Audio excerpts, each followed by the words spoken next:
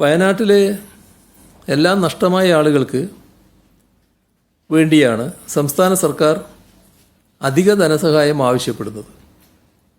ആവശ്യപ്പെടുന്ന കണക്കുകൾ ഇപ്പോൾ ബഹുമാനപ്പെട്ട ഹൈക്കോടതി നിഷ്കർഷിക്കുന്ന ഫോർമാറ്റിൽ സമർപ്പിക്കുന്നതിന് സർക്കാർ സന്നദ്ധമാണ്. കണക്കില്ലാത്തതുകൊണ്ടല്ല, മറിച്ച് ആ നിശ്ചിത മാതൃക തയ്യാറാക്കാൻ കുറച്ച് സമയം ആവശ്യമുണ്ട് എന്നതാണ് വിഷയം. ഇത് വാദം നടന്നപ്പോൾ തന്നെ ബഹുമാനപ്പെട്ട കോടതിയെ സർക്കാർ അഭിഭാഷകർ അറിയിച്ചതാണ്. അപ്പോഴാണ് ദുരന്ത നിവാരണ വകുപ്പിൻ്റെ ഫിനാൻസ് ഓഫീസറോട് നേരിട്ട് ഹാജരാകാൻ കോടതി നിർദ്ദേശിച്ചത്. നേരത്തെ വിശദീകരിച്ചതുപോലെ SDRF ഫണ്ട് എന്നത് വയനാടിന് മാത്രമുള്ള ഒന്നല്ല.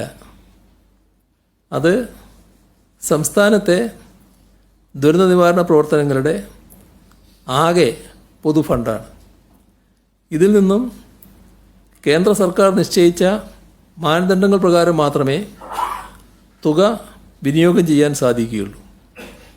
ഇത് വയനാട് ദുരന്തത്തിൻ്റെ കാര്യത്തിൽ വിനിയോഗിച്ചു കഴിഞ്ഞു. ഇത് തീരെ അപര്യാപ്തമാണ് എന്നതാണ് പ്രധാന പ്രശ്നം. ഇതിനാണ് കൂടുതൽ വിനിയോഗ സ്വാതന്ത്ര്യമുള്ള അധിക ധനസഹായം ആവശ്യപ്പെടുന്നത്. SDRF തുക കർശന മാനദണ്ഡങ്ങൾ പ്രകാരം മാത്രമേ നൽകാൻ കഴിയൂ. ഇത് ചെയ്തു കഴിഞ്ഞു. ഇതിനാലാണ് വയനാടിന് പ്രത്യേക ധനസഹായം ചോദിക്കുന്നത്. അത് കേന്ദ്രം തന്നിട്ടില്ല.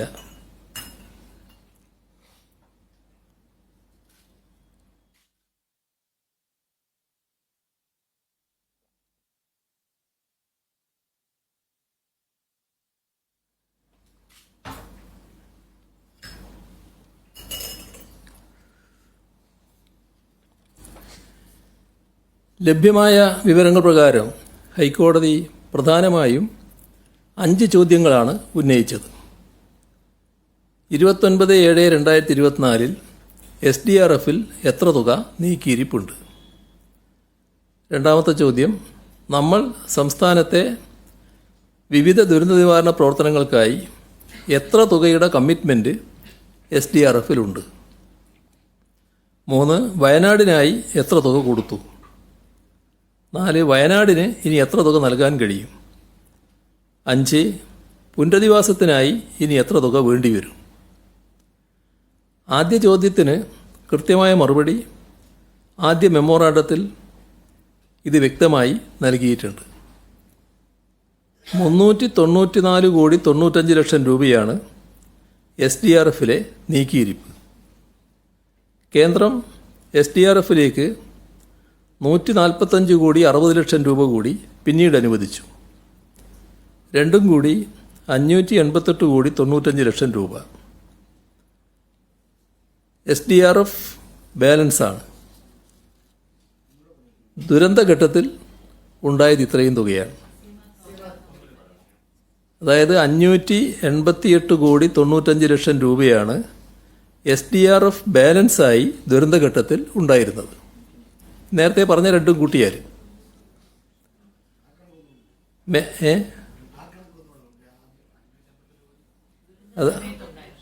അതായത് 394.95 കോടി രൂപയാണ് SDRFലെ നീക്കിയിരിപ്പ്. കേന്ദ്രം SDRFലേക്ക് 145.6 കോടി രൂപ പിന്നീട് അനുവദിച്ചു. രണ്ടും കൂടി 588.95 കോടി രൂപ SDRF ബാലൻസായി ആണ് ദുരന്തഘട്ടത്തിലുണ്ടായിരുന്നത്. അതാണ് ഞാൻ പറഞ്ഞത്. മേപ്പാടിയിൽ വ്യക്തിഗത സഹായം നൽകാൻ ഇനി ബാക്കിയുള്ളത് വീടുകൾ തകർന്നതുമായി ബന്ധപ്പെട്ടും കൃഷിനാശം, മൃഗസംരക്ഷണ മേഖല എന്നിവയുമായി ബന്ധപ്പെട്ടും ഉള്ളതാണ്.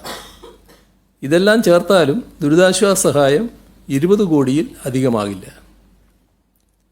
സംസ്ഥാനത്തെ പല ഭാഗത്തുമുള്ള ദുരന്ത നിവാരണ പ്രവർത്തനങ്ങൾക്ക് ഉള്ള പൊതു ഫണ്ട് എന്ന നിലയിൽ SDRFൽ നിന്ന് പല ആവശ്യങ്ങൾക്കായി നൽകാമെന്ന് കമ്മിറ്റ് ചെയ്ത തുകയുണ്ടാവും. അത് എത്ര എന്നത് കണക്കാക്കാൻ സമയം ആവശ്യമാണ് എന്ന് കഴിഞ്ഞ ദിവസം തന്നെ കോടതിയിൽ പറഞ്ഞിരുന്നു. കാരണം അത് പല വകുപ്പുകളിൽ നിന്നും ജില്ലകളിൽ നിന്നും ശേഖരിക്കേണ്ടതാണ്.